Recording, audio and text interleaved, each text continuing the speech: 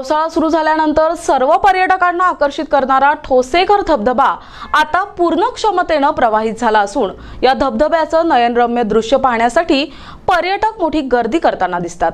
मात्र या परिसरात हुल्लडबाजी करणाऱ्या पर्यटकांवर आणि रील्स करून आपला जीव धोक्यात घालणाऱ्या पर्यटकांवर पोलीस करडी नजर ठेवून असून त्यांच्यावर आता कठोर कारवाई देखील केली जाणार असल्याची माहिती पोलिसांकडून आणि संयुक्त वन व्यवस्थापन समितीकडून देण्यात आली आहे। त्यामुळे पावसाळी पर्यटन करायला जात असलेल्या पर्यटकांनी शासनाच्या आणि पोलीस प्रशासनाच्या नियमांचं काटेकोरपणे पालन करावं, अन्यथा त्यांना कठोर कारवाईला सामोरं देखील जावं लागणार आहे।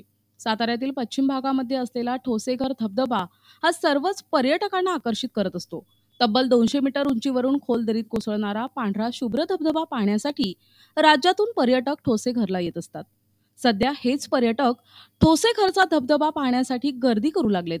मात्र राज्यातील इतर धबधब्यांवर होत असलेल्या दुर्घटना पाहता सातारा पोलिसांनी ठोसेघर धबधब्याच्या परिसरात हुल्लडबाजी करणाऱ्या पर्यटकांवर आणि रील्सच्या माध्यमातून आपला जीव धोक्यात घालणाऱ्या पर्यटकांवर करडी नजर ठेवण्यास सुरुवात केली आहे।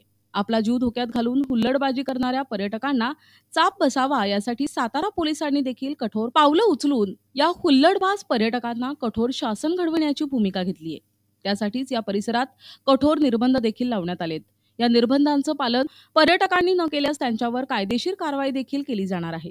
त्यामुळे ठोसेघर धबधबा पाहण्यासाठी येणाऱ्या पर्यटकांना आता या नियमांचं काटेकोरपणे पालन करावं लागणार आहे, अशी माहिती पोलीस प्रशासनाकडून देण्यात आली आहे। माझं नाव शंकरराव गोविंद चव्हाण, संयुक्त वन व्यवस्थापन समितीचे अध्यक्ष।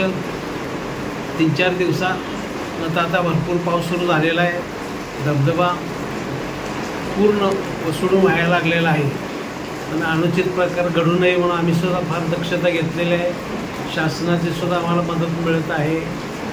पोलीस यंत्रणा कडक शिस्त ठेवलेली आहे। समितीच्या काही स्वयंसेवकांनी चांगल्या व्यवस्था ठेवलेल्या आहे। कुणी जे अनुचित हुल्लडबाजी करू नये म्हणून प्रशासनासुद्धा कडक लक्ष ठेवलेलं आहे।